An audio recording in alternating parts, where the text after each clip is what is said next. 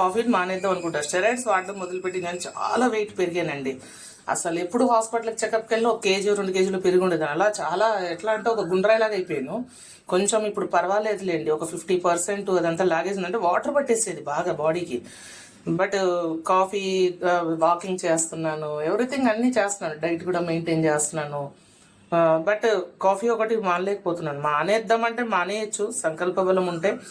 ఏమున్నది ఇంక ఈ లైఫ్లో అన్నీ మానేసి ఏం చేయాలా నేను అని అనుకుంటాను. ఎందుకంటే ఆల్రెడీ సెకండ్ లైఫ్ నుంచి వస్తున్నాను. ఎందుకు అంటే నేను వెంటిలేటర్ ఎక్కేసి ఆల్రెడీ ఆ అమౌంట్ని అందరినీ చూసి వచ్చేసాను నేను.